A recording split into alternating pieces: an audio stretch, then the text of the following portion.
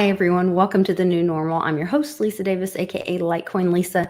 And today, SL369 Crypto has brought an amazing astrologer, Robert Phoenix. You guys might have heard of his podcast, 15 Minutes of Flame, his daily show. We're going to teach you more about that. He's going to be here telling us about the Pluto return of America. And we'll be right back after this.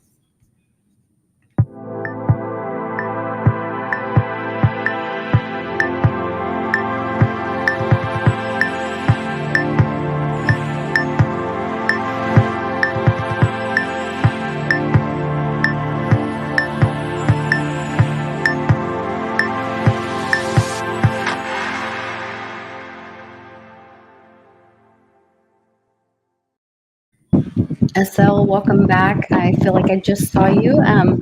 Robert is joining us on his a little bit windy balcony, but we're so glad to have him here with us. And SL, can you kind of tell us how you found Robert and what he's going to be telling us about today? Yes. So one of my members, he had been read for over a year. He had been talking a lot about astrologer Robin, where he does a lot of astrology, and that member had been talking a lot about the Pluto return of America, and he told me some very horrific events that will take place when a country or nation go through the Pluto return of America, the Pluto returns. So he told me that I think Roman Empire had two Pluto return, and a second Pluto return, the whole empire collapsed. So I was really curious, what will we see right now that America is going through the Pluto return? So I'm really curious what he had to share with us and the audience. Okay, so Robert, can you tell us a little bit about, some of us have heard of the Pluto return, some people haven't. Can you tell us what that date is, what it is, and how it might affect the United States of America? Yeah, well, first of all, thank you for having me on, and I appreciate being here, and I hope I can share some information that people can begin to process and do it in a way that's hopefully not too fear-based, because a lot of the things that we're going through right now in terms of the planet are designed to amp your cortisol levels and get you revved up and put you in a fight or flight kind of mentality, and nobody makes really good decisions in those states. So I'll try to talk about these things in ways that you can wrap your head around it, and hopefully it's useful energy, and it's energy and information allows you to prepare accordingly. Because if you can prepare for something, you won't be unaware when the things happen. We also don't want to live in a world of self-fulfilling prophecy. I have a friend who was texting me the other day on Twitter, and she brought up an astrologer's post on a forum, and we're coming through this very interesting period where the Pluto return has just taken place, or it's begun to take place. But in addition to Pluto, there was also Venus and Mars that were at the same degree as Pluto, also in conjunction. Conjunction means when two things are together, with the United States Pluto. And this person was talking about how during the State of the Union address, just this last few days, that there's a very high probability that based on these astrological alignments, that the Chinese were going to launch an EMP against the United States during the State of the Union. And if you know anything about astrology and the way that he was talking about it, well, he could have made a compelling case for that. So this friend of mine texted me this. I'm like, well, let's back off of this for a minute. So is this going to be true? I mean, he's using astrological information to set the stage for an event that could be absolutely catastrophic. And my sense was that this was not going to happen. And I was correct, even though he was using the astrology to justify his position. And that's the thing about astrology, is that it's very easy to take something and make it either ideological or conform to some kind of self-fulfilling prophecy that you've already constructed in your head. We have to be very careful of that. So it didn't happen, right? The thing that he said was going to happen didn't happen. And then I said to her, I said, well, look, what happens if it does happen? If it does happen, then there's always going to be something that comes out of the thing that occurs. Well, let's say there is a giant EMP and the lights go out. Well, maybe people could all of a sudden realize that they'd have to pull together and pool their resources. And in the dark, you have to find allies, right? And so it could be one of those things that could accelerate us into, you know, bringing our assets and bringing our available energy together so we could all survive, right? And maybe that would be a good thing that could come out of something like that. So, I mean, even though we're in a time where we're talking about things like potential economic collapse, which is something that we'll cover today, there are also things that can come out of this time that can be indirectly positive or indirectly resolved in a very different kind of way. So before we get into the Pluto return, I do want to talk about an event that took place on December 21st in 2020, and that was the super conjunction of Jupiter and Saturn in the sign of Aquarius. And this is a really important astrological aspect, and it does affect things like cryptocurrency, decentralization, more personal sovereignty, groups that don't necessarily want to be aligned or affiliated with traditional kinds of groups. So let's say we have the Republican Party and the Democratic Party. Well, in the age of Aquarius, which we're theoretically entering into, that there are alternative parties or alternative groups or alternative ways of looking at the world and how we interact with natural resources, economies, people from other beliefs, faiths, cultures, etc. Right. So on the 21st, which is the solstice, the winter solstice, we have this major aspect where Jupiter and Saturn join and make this immense luminary in the sky.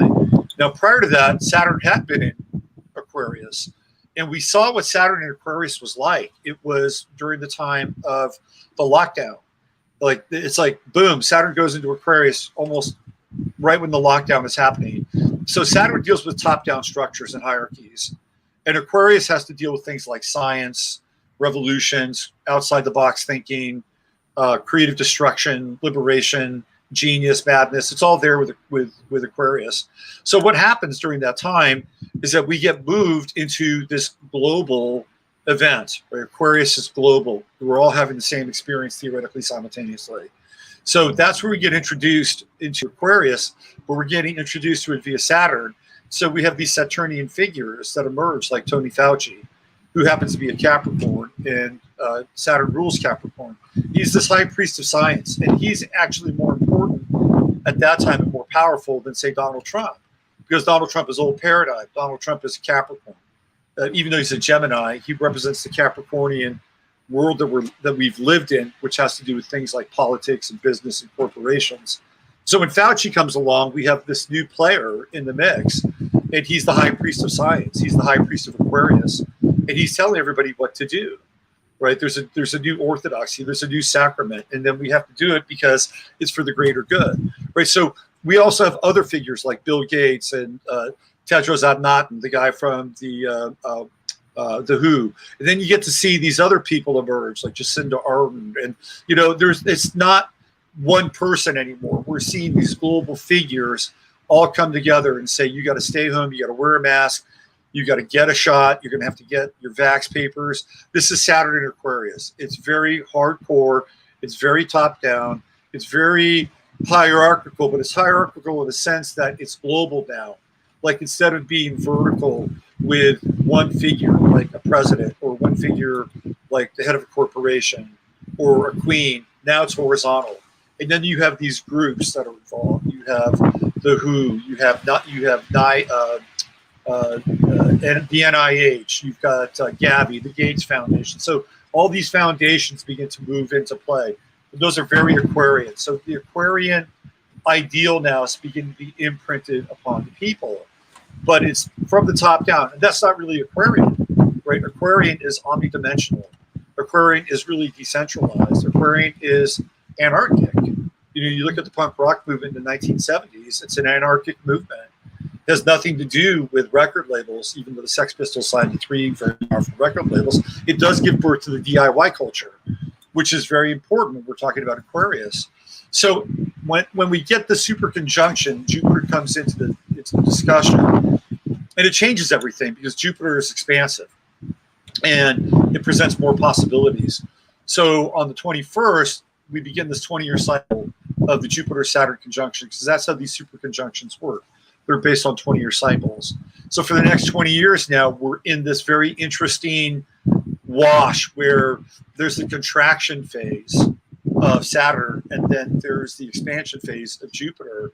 So it's a very powerful metaphor, because when we get into contraction and expansion, we're talking about the process of birth, right? So we're birthing a new culture, and some of that birthing process does have to do with restriction, and it does have to do with things that we're not really happy with. And then the expansion process has to do with possibilities and what kind of world do we want to create. If we want to step out of a centralized paradigm, then what does a decentralized paradigm look like? And so then we begin to talk about things like cryptocurrency, the role that cryptocurrency plays. So that's, that's a big part of where we are now. So we're in a much longer cycle. We're in this 20-year period where it's very hard to judge what happens. And this is what I've learned about the sign of Aquarius. And by the way, with the Pluto return, Pluto's currently at 27 degrees Capricorn. So it's at the end of this Capricorn cycle, which lasts 248 years. That's how long a Pluto cycle lasts. We're at the end of this Pluto cycle. And we finally are through a lot of the retrogrades, because planets go forward, they go backward. The retrograde position is fairly significant, and we can talk about that. We're not fully out of this until 2024, and that's when Pluto moves into Aquarius. And so we're moving into that time where something new comes along, right? This new thing that we're going to be a part of comes out of this phase and cycle that we're in. And one of the things that I've learned about Aquarius is that things don't always go according to plan, which I think is very hopeful. Because if you look at, say, Klaus Schwab and the World Economic Forum and the Fourth Industrial Revolution and the Great Reset, that's all very top-down, very dark Aquarian. Because what we're doing is we're starting with a hierarchy, which is Klaus Schwab, and then he has all these people who are part of the World Economic Forum, young global leaders and stuff like that, right? Who are all placed inside of things like government, media, medicine. So it is still a top-down hierarchy, and they're using the language, and they're using an ideology which feels very Aquarian, for the greater good. And they'll get into this idea of climate change and the sacrifices that we have to make for the greater good. And, all these things will come along, and they're trying to birth this version of Aquarius. And they control the technology, by the way, in this version of Aquarius. There's no innovation. The innovation that comes. They're asking you to give up your freedoms so that they can then have the supreme control over all. That's right. And have the power over. They're creating a monopoly by you giving up your freedoms and your own individuality. So what they do is they create a false sense of decentralization. Right. And it's a simulacrum. They're actually centralizing your freedom. But they're centralizing it. So they're running a. If it was my channel, I call it a mind F, right? They're running a great big mind F on everybody, and so that's what's happening now. Aquarius doesn't always work out that way, because Aquarius, you can't predict it. It's not predictable. So they can start off on that path, and they can have this idea that they're going to give us the simulacra of decentralization, which will look and feel like this kind of new age model, but you can't really do that with Aquarius. And one of the things that really tipped me off to this, and I've known it for inherently for a while, but I just did a deep dive on this guy by the name of Chuck Dieterich, who started this foundation called Synanon back in the late 50s. And it was the first it was the first foundation to help people with drug addiction. And because before then, there was this idea that you couldn't cure a heroin addict, like they're incurable. So he sets off to change that, And Chuck Dieterich is an Aquarius rising, and he has Mars in Aquarius. So he's a system buster, and that's what he does. He's going to prove that you can do it, and he sets up this for a while, this wildly successful foundation. But then it gets really crazy, and it turns into this like strange cult in a weird way, right? But for a while, it's wildly successful, and there are people who go to Synanon and they start taking all these notes and they start to apply a lot of Chuck Dieterich's ideas. Chuck Dieterich wasn't a psychologist. He didn't graduate from college. He took LSD one time at a study in UCLA. I think it was in 1956. It changed his world. He read Ralph Waldo Emerson, and he creates this new thing. And he believes that he's going to be a person that will change the world, that he will be a social reformer. And what happens is he winds up becoming a social pariah, because Synanon becomes this very strange story about a cult. But also in a weird way, he does become a social reformer. He does change the world. In Synanon, even though it turns into this very strange thing, the principles and the ideas of Synanon become commodified. And the recovery industry, as we know it today, is based on Synanon. So that's how Aquarius works. Like Chuck Dieterich set out to be a great man, and he set out to be a social reformer. And in a weird way, he was, but it didn't turn out the way that he thought it would, right? Like, that's how Aquarius works. So as we move into this Aquarian age, and we're in these birth pangs right now, I just want to share that with people, because everything that you see that's happening is mostly designed towards the end of decentralizing, but also making everything very vertical. And it's not, in my world, it's not going to work, because that's just how Aquarius works.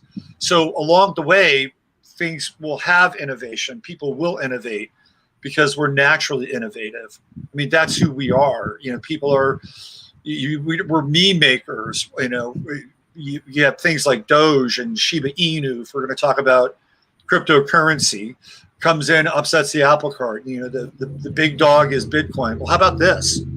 Right? This is a very Aquarian kind of meme coin that attracts people. It attracts loyalty, which is very much associated with the dog, right? Dog's a very loyal symbol. So in terms of the Pluto return, I'll bring up an image through astro.com, and you can get a visualization of what it looks like. So while I'm doing that, if you want to comment anything I've shared or ask any questions, go ahead and do that. Yeah, I thought your comment on being mindful about things that we're creating or things that we're manifesting, although, you know, we can see what astrology is, but good things can come out of bad. I had my husband sent me an article, or I think it was my husband. Somebody sent me an article this morning, and I was talking with my husband about it, that since Russia has been basically kicked out of the SWIFT system, they've now officially gone back to a gold-backed standard or gold-backed dollar. And I have to say that's a good thing for Russia. And so although maybe something bad was intended for them, that's really a stabilizing effect for Russia's economy, I would think. So I would think we can see more of those kind of things. One of the things that comes to mind when you bring that up is I was watching a show, I think it was a Netflix special on all these chefs from around the world. And they had an episode about a Russian chef. And this was during the first round of sanctions that Obama started to lay on the Russians heavily. And so what happened during the first round of sanctions is that Putin forbade chefs at restaurants, markets, to use any American products. So they went through this period where they were destroying all American food that was either on shelves in Russian markets, or if you had it in your restaurant, you had to destroy it. And I thought, well, this is quite interesting. And what happened is that they were forced to look at, well, what's growing in our forests? What kind of fish are in our lakes and rivers and oceans? You know, what kind of beef and fowl do we have? And out of this emerged a brand new version of Russian cuisine. And it was through that kind of harsh stop that they were forced to rediscover like who they were from a gastronomic standpoint. So that speaks to what you're talking about and how when we deal with these limitations, at times they can lead to some form of improvement or some form of innovation. Yeah, absolutely. I think we're going to see more of that. Maybe what was intended for when you were talking about the WEF and the WHO and all of that, what was intended to harm us, maybe being turned. And that's what I'm curious to see what the astrology says. Could that all be being turned on its head? I even think about the saying, you'll own nothing and you'll be happy. Could that actually be turned on its head? And it be that absolutely. These sayings about, the Saint Germain Trust and all that kind of stuff. I mean, I think about, well, maybe it's true that things will be in a trust and we'll own nothing. So we won't be responsible or have the liability of it. And we'll be happy because we'll be free from working because Bitcoin will be mined by volcanoes and we'll all be able to do art and focus on, all the beautiful mind kind of ideas. Like, could it be that some of those things, like I said, what was intended for us will be flipped on its head and made true, but for the good of humanity? So I'm curious to see what the astrology says about all of that. Well, I think anything, I mean, just look at the last State of the Union address. Oh, Lord. So what was Biden doing? Biden was channeling Trump. Yeah, other than plagiarizing Trump. Yeah, right. That's exactly. Yeah. So that's a very Aquarian thing because they realize that they have to do this pivot. They have to do this rebrand. They do it coming out of, for all intents and purposes, a humiliation ritual, which is what COVID-19 was humiliation ritual. Right. People are traumatized and they're going to rebrand themselves. And they're going to flip this switch. It's like, hey, all of a sudden we're Kennedy Democrats and we're putting America first again. It's very Aquarian in a very sneaky kind of way, right? And that may not work for them. Right? It just may like you guys have, freaking lied to us for the last 2 years. I hope I know people have a short attention span and a short memory, but I can't imagine people will forget this. I mean, I really hope they don't forget this. Yeah.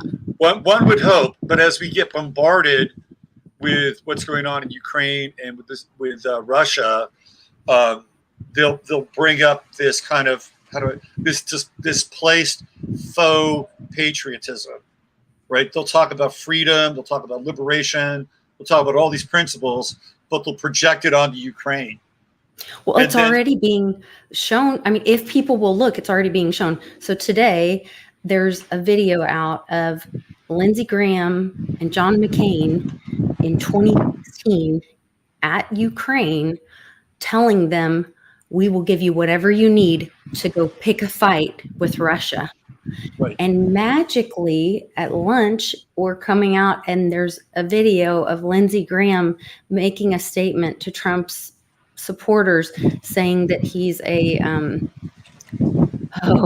xenophobe, bigoted, racist, whatever.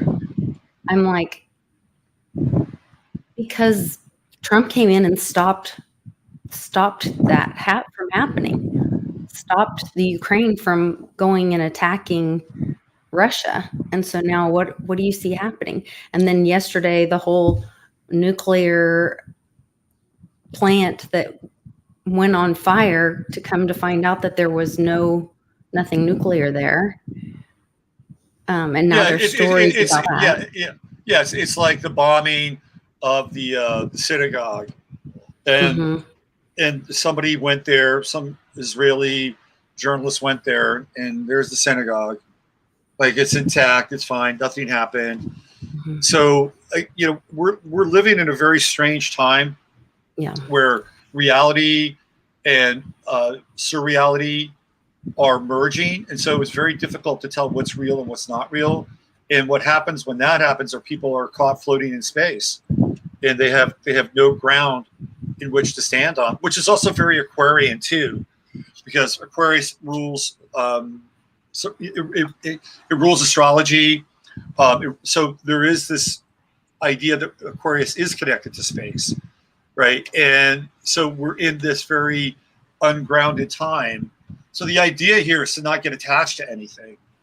Like, don't get attached to, well, this is the truth, and this guy over here is the person that's, you know, liberating and routing the adrenochrome pushers in Ukraine and all these different bioweapons labs. Like, that could be true. I'm not saying that's not true, but don't get attached to it, because then you'll see something else and it'll be like, oh wow, well, there's that. And just like on the other side, if you're, you know, falling hook, line, and sinker for Ukraine as being the, you know, the underdog here, and we've got to do it in our power to fight for Ukraine, we may want to open your eyes a little bit and see what they've been up to there. So the idea is to not be attached, because as a sign, Aquarius is a very detached sign. It's sort of like very observational. It's got this 30,000 foot view. And you don't want to be so detached that you're just like, I don't give a F, right? Right, because it does affect you. But then why is someone pushing so hard for you to have this agenda about another country or what's going on? Well, it takes what's going on. So again, that's displacement, right? So if you look at this model of displacement, what they're doing is they're assigning all of these American values to Ukraine, and it's safe for them, right? Because it doesn't have anything to do with the American people. So it's transposition. Like, they're transposing these values onto the Ukrainians, and how Zelensky's a freedom fighter. And boy, don't we like the citizens arming themselves against the Russians. You know, it's this model of projection. But they want you not to have. But then yesterday, literally, they're trying to pass through this legislation to take your guns away. Absolutely. So it's this, it's transposition, it's projection, it's getting people on board with these values, but at the same time, it's a huge distraction. They've got things going on here that they're slipping through, right? It's like, let's get this through, let's get this through. And then you have Putin as the new Trump, right? And then there's the connections with Trump, theoretically, and they've worked very hard at trying to establish those connections. So now Putin is global, and you have a so-called war, and CNN, whose ratings were in the garbage disposal, right? Now all of a sudden, CNN's got a war. It's a 24/7 news cycle, because there's always something to report on. So they become eye magnets, and now they have a new villain in the world. You know, it's every now and then they can bring Trump. But they also have new ownership, complete new ownership, and new. I mean, they put Chris Wallace over there, but they took away his staff. You know, he's not a little, you know, he doesn't have all his lapdogs anymore. And they have, like I said, new ownership. They're owned by the Discovery Channel, which is a Christian guy. So it's a whole new ball game under the same wrapping. Right. So, so I think everything that going on has been very interesting. The war in Ukraine. I think we can talk about this for a long, long time. I'm really curious how the Pluto return to America, like how it's destabilizing. So the war in Ukraine fits into the destabilization of the United States and its economy. And so this is a very interesting connection, synchronistically. So if you go back and you look at when Yanukovych was deposed in 2014, he actually leaves Ukraine on 2/22/14. So theoretically, on 2/22/14, Ukraine becomes a new country. And on 2/22/2022, this is when we begin to talk about the Pluto return of the United States. And on 2/22/22, you had Donetsk and Lugansk basically saying we want to be independent states, which is interesting because on July 4th, 1776, there's a Declaration of Independence. So you have, again, this weird kind of mirror image of these two breakaway states performing the same thing that is connected to the United States on July 4th, 1776 with Pluto. So there's this weird mirroring going on. And the Pluto return is economic, because when we look at where Pluto is, the United States chart, it's connected to the second house. And the second house is about money. It's about hard assets, money, and resources. Okay. And what happened with the United States is that the United States became one of the huge economic powers in the world. How did they do it? It was their relationship with things like drugs, gas, oil, and pharmaceuticals. That's Neptune at the top of the chart there. So what we have here is a trine between Pluto and Neptune. And Neptune's the highest planet in the US chart based on the 1776 model. So you can see the baseline for a lot of the resources and assets for the United States come out of this Neptunian world. Standard Oil, the Rockefellers, and all the energy that is connected to that. You have Bretton Woods, the reset of the dollar. There's a reset where basically the dollar is set up to be, the reserve currency for the world. That's all right here with Neptune and Pluto and trine, and it's connected with Saudi Arabia, which is a foreign country.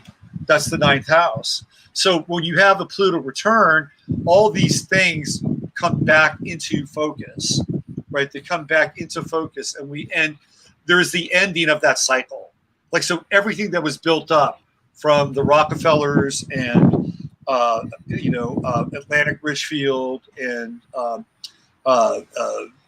everything that they did with the Seven Sisters and the petrodollar and the rise of the pharmaceutical business, which is Neptunian, right? That's right in there as well. They're connected to that. They push allopathy, essentially industrial medical production, things like the iron lung, the X-ray machine.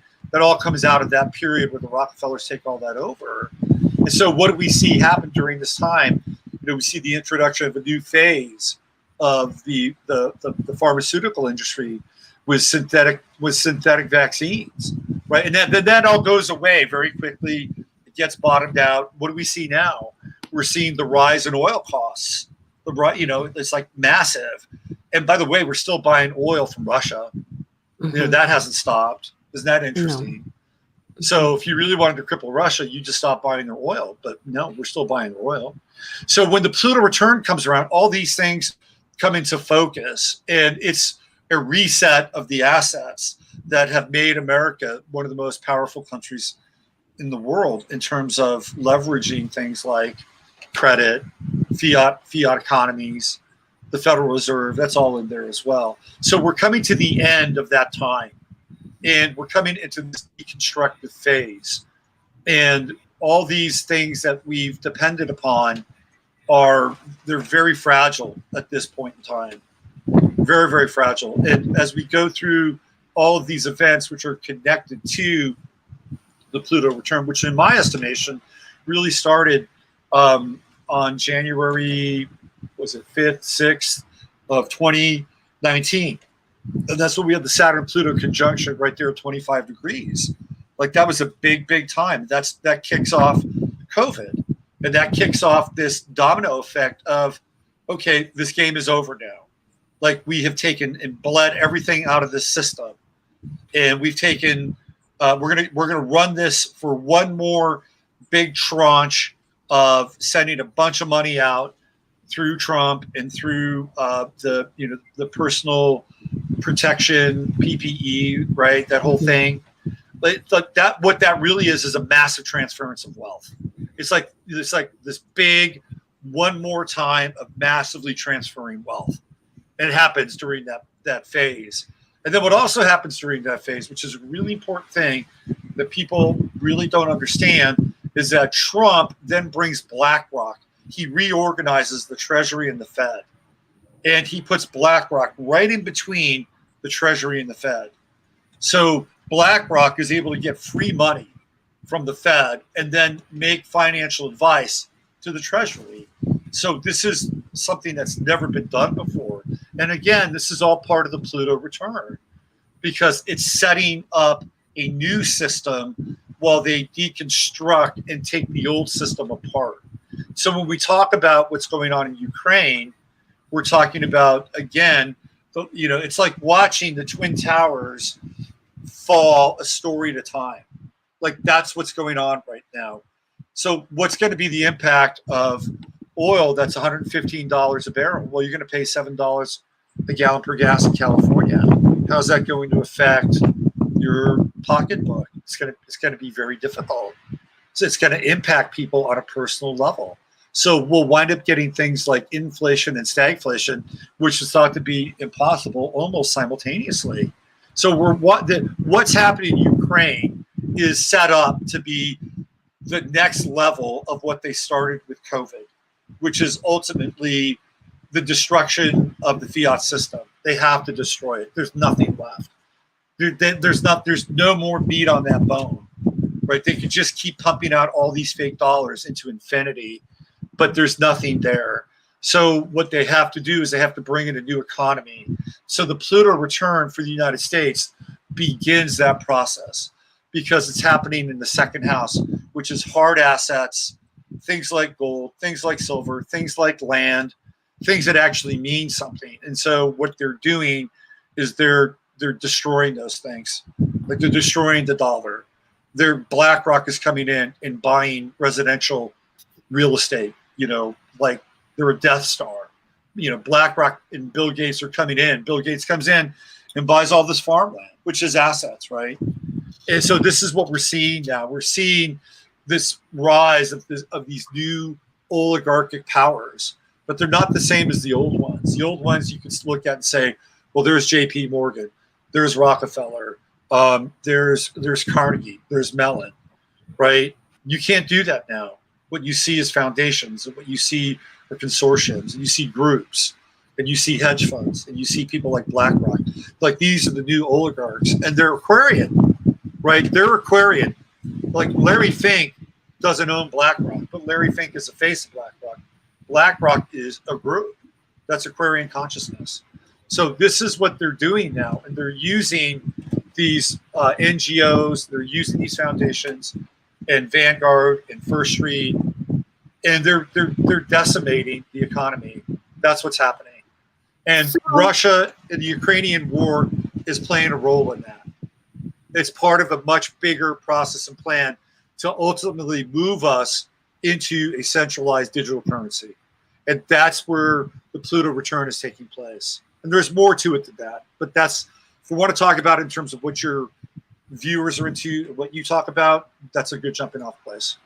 So you said that what's going on with Ukraine and Russia right now is setting up to the collapse of the fiat currency. Yes. Do you have a date? Do you have a date of when the fiat currency will collapse? So when we talk about Pluto and the Pluto return, one of the things that the outer planets do is that they go through a lot of direct and retrograde cycles. So Pluto will go direct, meaning it's moving forward. And then it goes retrograde on July 4th. If I'm not mistaken, right around July 4th, which is kind of a big time. Like this Pluto cycle around July 4th, like that's a date I would circle on your calendar. Like that's a significant day. Is that the day that the fiat collapses? I'm not entirely sure about that. But I guarantee you, one of these dates where Pluto goes either station or retrograde will be very instrumental. We've got a 2-year run, and I believe the last Pluto retrograde direct cycle is October of 2023. I think it's around October 10th or 11th of 2023. So, we're not out of this Pluto cycle until 2024, like January 2024. We're finally into Aquarius, and I believe that's when they want to have a centralized digital currency. So we're in a 2-year phase now, and this thing took theoretically 200 years to build, but if we really want to place it in the modern context, the second industrial revolution happens in the late 1800s. So really from the late 1800s till now, like decimating that kind of infrastructure, those kinds of systems, it takes time, and they have to chip away at it. And they have to chip away at it so they don't lose their assets in the process. And they have to get maximum amount of pain out of people while also indoctrinating them and rewarding them to be in a new system.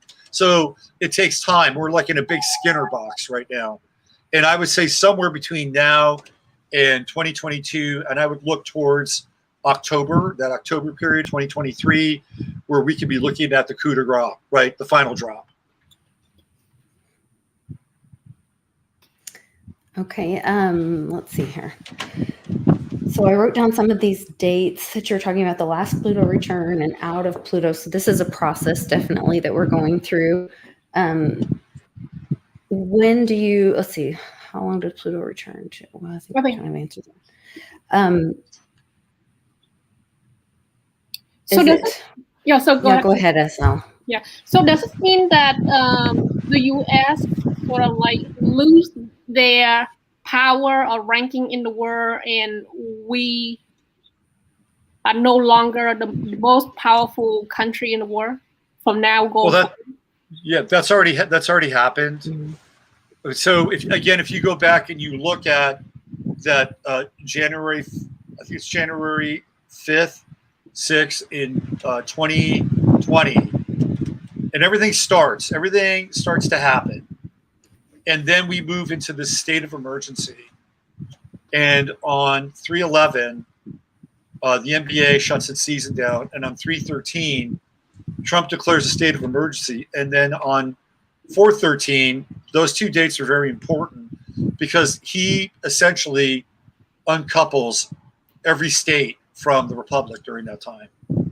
And the reason he says he does this is because not every state can respond to COVID in the same fashion. So for instance, let's say you have Wyoming, which does not have a lot of people in terms of its population. Like Wyoming is not going to respond the same way as New York State. So why should Wyoming be expected to respond in the same way? Well, on the surface, it sounds reasonable, right? But then we saw what happened. We saw these maniacal governors go in and basically run these programs, which were kind of this prototype and a lab experiment as to what it's like to install a very hardcore top-down dictatorial, almost CCP-like government, right? That happened, and we saw the balkanization of the United States. One state's doing one thing, one state's doing another thing, one state's doing one thing, one state's doing another thing. That hasn't changed. Although now you're starting to see some of these states drop their mandates. Yeah, I was going to say that. Kind of bring us back. But here's the deal. Biden just renewed the emergency authorization. So we're still in a state of emergency, even though the states say, okay, we're going to do this a different way. We're actually theoretically being run by FEMA and have been run by FEMA since that time. That's what FEMA was set up to do. So until that state, in an emergency, the Constitution is not to be broken. And what Trump did was to show people that those to show, that the power is supposed to be given to the people, and that those governors were supposed to be running their states, and it exposed the ones that were maniacal, to use the word that you used, and it was part of the constitutional education of America. So I really, like you said earlier, I think out of some of these bad things, good things are being learned, and the truth is being exposed to people, although it is painful. Right. And birthing is painful, but there will be good things coming out of this. Right. So that's what I'm really seeing now. It did happen. A lot of people got red pilled.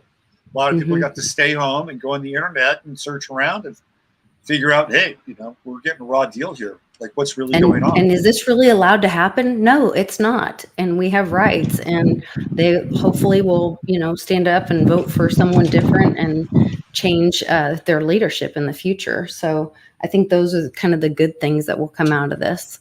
Well, I think ultimately, this is just me. I'm going to editorialize, but sure. I think ultimately what we have to do is we have to set up parallel systems, because I don't think these people are trustworthy at all. Right. And maybe you could flip your city council, or maybe you could flip your local school board, right? I ran for city council, by the way. It's not easy.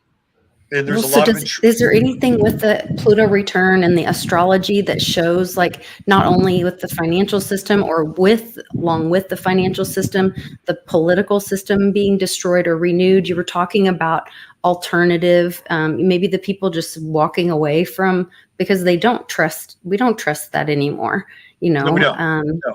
And so do we look for do we stop giving that our energy and say, well, we're going to build something over here? And does that look like, that our state or our communities the voting is now through a DAO or some alternative system, possibly through blockchain? Can you see things like that with astrology? Yeah, absolutely. So if we go back to 1776, it's a Declaration of Independence. What happens? People mobilize, and then they throw off the yoke of their theoretical oppressors who will not allow that representation, right? So they're being taxed, but they're not being represented. And this is what starts the whole thing off. And that spirit, even though when you look at some of those characters, some of them are dubious, but that spirit is important, and that's the spirit of our time. Like we're still living with that spirit. And so when we look at the ghost or the ancestral energy of that time, that's also a part of the discussion of what we're having now. So the idea of having a revolution or having something new come out of this is definitely a part of it. And what that looks like and how we integrate some of these new ideas and these new tools that are related to decentralization and can be set up, I think, are really interesting pieces. Can a community redo its city charter? Can it create a local currency? Can that currency be connected to the blockchain? If so, what does it look like? Can you trade volunteer time with your community and put some effort into building your community and have that be translated into some sort of value? Like, these are things that I think are worthy of discussion. And so one of the things that I have kind of had a fantasy about is, like, there are these small towns that are kind of on life support, and maybe they have anywhere between 700 to 1,100 people in those towns.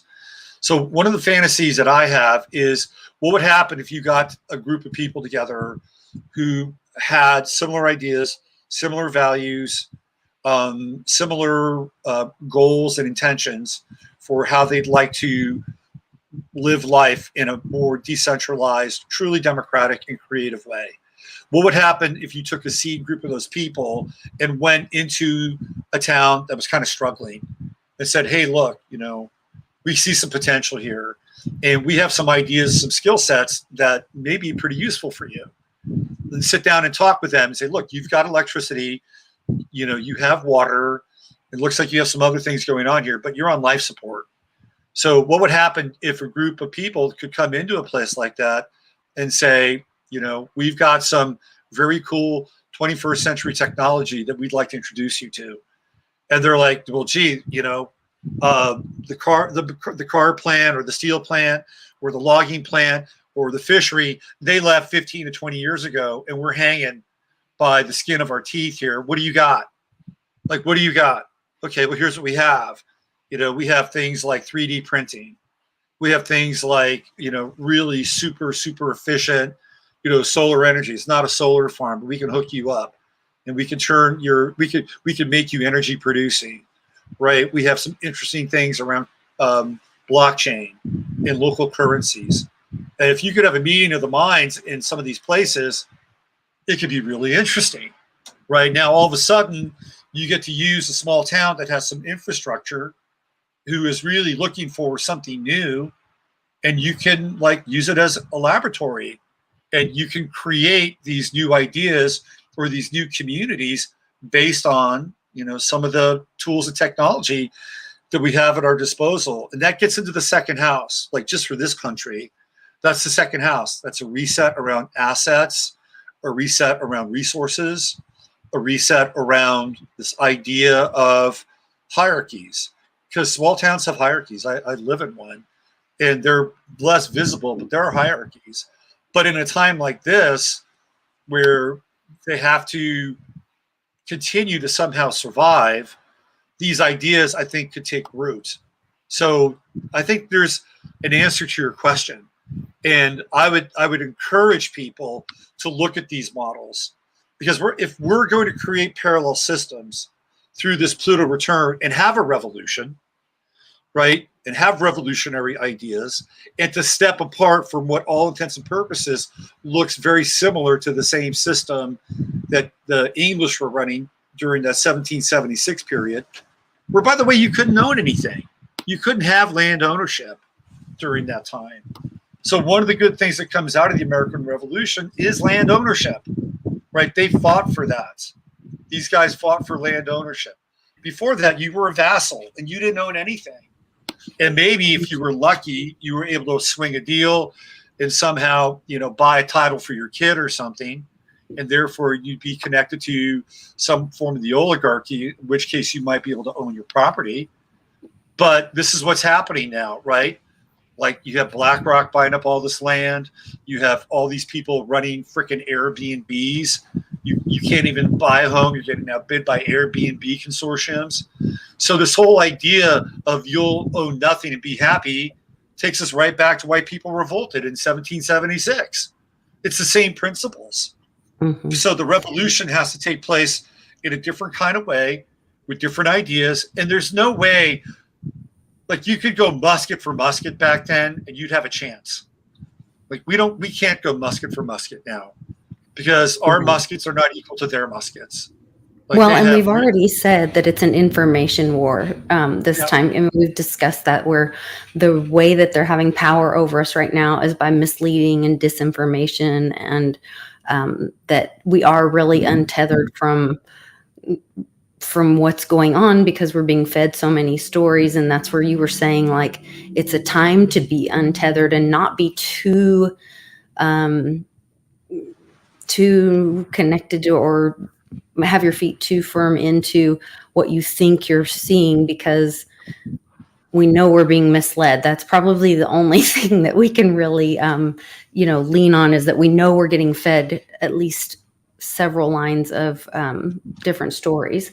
So as far as astrology and the charts show, what does astrology say about what the next most powerful country in the world would be? Would it be India, or who? Oh, that's an interesting question. Before I answer that, I want to give you a couple more Pluto dates, because I've been looking it up while you've been talking. So there is another Pluto retrograde that takes place in 2023, and it takes place when Pluto goes into the sign of Aquarius, actually. And that Pluto retrograde happens fairly early in that transit. So that's in May. And May is associated with the second house and money and assets. Like, that's where the United States Pluto is. It's in the second house. So there's a retrograde that happens in May at 0 Aquarius. And then we have Pluto going all the way back one final time to that 27 degree, and that's in September of 2023. And then it comes back and it goes direct one final time. It's going to come back over Pluto to go direct one final time before that transit is over with. And that's going to be in October, which is so it's October is really interesting, because this year in October, 2022 in October, Pluto goes direct again. And then it goes direct one more time in October in 2023, separated by 2 days. So it'd be the 9th of October in 2022, and then the 11th of October in 2023, both at 27 degrees. So those are very specific dates. And the direct motion could be the final, like, okay, this is the reset, right? We're coming into this reset period, reset cycle, after we've gone through this final retrograde period where we're being disassembled, because that's what a retrograde cycle does. It begins to disassemble things and kind of retrofit. So those are very important dates. Now, in terms of your question, a country that I think it's pretty much a no-brainer is China, because China is an Aquarius rising country, and it's really early Aquarius. So when we had that super conjunction of Saturn and Jupiter, that happened right on China's ascendant. So that means China's ascending, literally. And that's a 20-year cycle. So this next 20-year cycle for China is pretty significant. It's a very significant cycle. Russia, by the way, if you look at Russia's chart as it reformed, it becomes a Capricorn country, which means that it's the opposite of the U.S., because the U.S. is a Cancerian country. So they have this interesting kind of twin relationship going on, but they're not twins in the sense that they're really together, but they're twins in terms of oppositional energy. But in astrology, there's a thing called progressions, and the progressed chart for Russia is Aquarius. So, Aquarius is very, very different than, say, Capricorn, because Aquarius is related to destruction. So what we're seeing here with Russia and Ukraine, whatever we can believe, Russia's performing this Aquarian role, because they're going in and we're seeing the destruction of the money system, or we're seeing the destruction of this, the world used to be multipolar, but now it's kind of being morphed back into a unipolar world, but only because they want to use the unipolarity for more destruction. But that's the role Russia's playing now. They're playing this strange Aquarian role, and it's creative destruction. That's where they're at. So they're actually a country to be looked at in terms of the global game. In terms of India, I've taken a look at India's chart before. They've got a lot of different charts.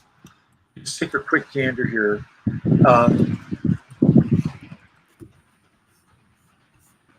me just take a look at it, because they have a number of different charts based on all these variations of their constitution, reconstitution. A lot of countries have that. So what I have here for India is they're a Leo country. August 15th, 1947. That's when they gained independence from the Brits. So they're Leo. Their rising sign is Gemini, which is kind of interesting. When you think of India, what do you think of? You think of call centers, right? Which is very Gemini. It's like, okay, we're going to take your calls, and we're going to play the customer service country, right? That's very Gemini rising. They have a lot of Leo energy in their chart. Here, I'll pull it up so people can see if they're interested. Yeah, I've got it pulled up. If you want to share it, is it the Astro theme chart? Yeah. Okay, it's whatever you have shared within the StreamYard. Yep. So it's so we have Gemini rising, and then a lot of Leo planets: Mars in Leo, Moon in Leo, Mercury in Leo, Pluto in Leo, Saturn in Leo. So there's a lot of pride there. And what's also interesting too is that India is a country that still practices a caste system. It's still there. So when we think of a caste system, we do think of things like Leo, right? Because Leo represents royalty. We have the Rajas who are at the top of the caste system, right? And it's still kind of intact. But if you go to the other side, we see this Aquarian midheaven. And India has played a role in the 20th century, big time in terms of technology, whether it's call centers or bringing Indian workers here through work visas, and working for Google or working for Amazon. And the head of Twitter was born in India. Now it's not really the head of Twitter, but He's like he went from being the CTO to the CEO. Well, he's born in India, right? And so here we have Aquarius on the midheaven. So they're playing a role. And if you look at where Saturn is, Saturn right now is just conjuncted the Indian midheaven, which is a pretty auspicious time for India. So the thing with India that I think is interesting is how do they move into the 21st century, and how do they move into decentralization while abandoning this idea of this modified caste system, which I think they still have. I think that's their big issue and their big challenge. And they've aligned themselves with China. They've aligned themselves with Russia in the whole BRICS thing. I think they've openly said, we're going to a digital currency, but it's going to be our digital currency. It's not going to be decentralized. So that's the dichotomy here with India, because they're supposed to fulfill some kind of Aquarian mission to the world. But Leo is such a fixed sign. It doesn't want to let go of power. It doesn't want to let go of its hierarchy in some ways. Like we're going to be autocratic. We're going to be oligarchs. But somehow we have to rebrand so we can control this decentralized platform that we're moving into with the world. So I think they have some challenges. I think India has challenges. And one of the big challenges is when Pluto moves into the sign of Aquarius. I think that's it looks like, I'm sorry, I apologize. It looks like they have Mars in Cancer. I apologize for that. They have Mercury. This is the first time I've looked at this chart. So they have Mercury, Pluto, Venus, Saturn, Sun. Those are all in Leo. So they will have a Pluto opposition with Mercury. And that's going to happen, let's see, 2025, right around there. So Pluto is then going to work over India. They're going to go through a Pluto opposition. That'll be interesting. I think India could have problems with their people during that time. Interesting. I think they could have their own revolution. Go ahead. Yeah. So with this said, I was just thinking back to one of the things you said earlier where we were going through and with this Aquarius thing going from, you were talking horizontal, and then we were talking about being more global. And then we had a reading with Susan Hudd, who is a psychic, and she talked about maybe later this month some of a big political change, big political upheaval in the U.S., Canada, UK, Scotland. I don't have my notes with me, but a bunch of different. If a country were to restructure, and let's say the United States, Mexico, and Canada all merge in some way and kind of create a new country, change their stars, would you say, would that create a new astrology for that new entity? Absolutely. Yeah, okay. For sure. Yeah. What's interesting about Canada's astrological chart is really similar in some ways to the United States' astrological chart. So Canada is a Cancerian country, just like the United States is. We're Cancerian cousins. Mexico's different, but yeah, I mean, they've been trying to, create these economic zones. I'm just thinking about the whole patriot movement and how the word patriot, we've had this conversation on my channel where the word patriot typically was, and I'm an American, so we're a little egocentric with the whole patriot movement. But then to watch what happened in Canada, we all have said, look at those patriots. And that word itself has been now kind of globalized. And now they're even using it with Ukrainians, regardless of what you think is going on over there. We're just talking about language and the use of it. It's now, look at the patriotic Ukrainians fighting for their country with what you're seeing on the news. And so I'm thinking about, if we are globalizing and we're changing the stars of these countries and our countries, if we do the Trump USMCA and make America great again, and USMCA becomes America, then it has a whole new chart, and the destiny of the Pluto return at some point gets stopped in its tracks, or or it's part of the Pluto return. Or it's part of Right. the Pluto return. Yeah, and it's the death of, whenever the old part dies, then there's the birth of the new, and the good part comes out of the bad part dying, or whatever that looks Right. like. Pluto's connected to Pluto's connected to the Phoenix. And if you go back and look at some of the writings and cliff notes of the founding fathers, they actually wanted to make the Phoenix the bird of the United States. And they thought, well, this is a little too occulty and esoteric. Let's settle on the eagle. So this idea what's on The Economist? It's the Phoenix, right? It's the Phoenix. It comes out of the New Order. Yeah. Mm-hmm. So the Phoenix plays a role in sort of the bedrock of the United States. If you look at the United States chart, Pluto's the first planet that we encounter in the chart. So that first planet is a big planet. Like the first planet and the highest planet in a person's chart are kind of signatories in the chart. The first planet sets the tone because that's the first planet the individual has access to in their chart. The highest planet, which is at the apex, is the planet that person in that chart is aspiring towards, like is guiding them towards their ascent as an individual into the world. So in the United States, we're dealing with Pluto in the first house. So we're dealing with things that are very Plutonian and transformational. And then Neptune represents this spiritual ideal, right? That's what Neptune is. So we're trying to aspire towards, like come here and you're able to practice whatever you want to practice in terms of your religion and your faith and your spirituality. Mm-hmm. So they're two very interesting planets. They're both outer planets. They're not inner planets. So we're dealing with big, deep, institutional, kind of transplanetary ideas and ideals that are part of this country. Does that make sense to you?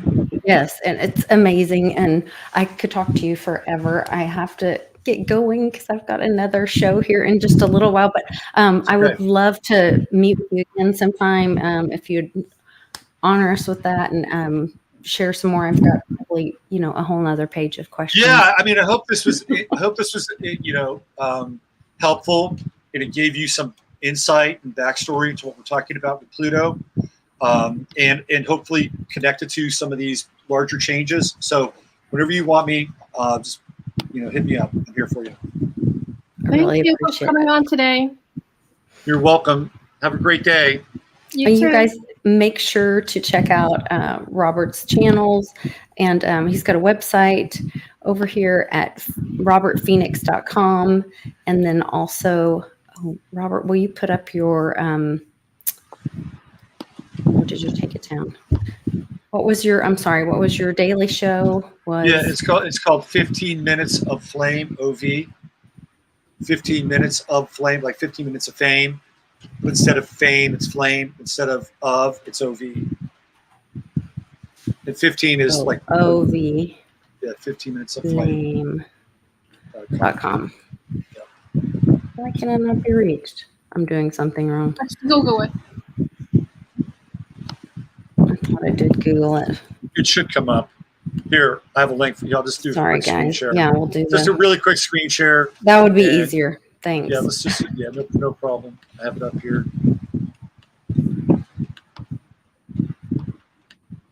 Make sure everybody sees 15 minutes OV flame. Yeah, right there. Perfect. So make sure you go and check those out. And remember that SL has her free Telegram channel that you can follow. And then check out her Patreon. There's all the links in the description below for all of this, for all three of us. So thank you guys for joining us. I'll be on my happy hour here in about 30 minutes or so. So thanks, guys. Have a great day.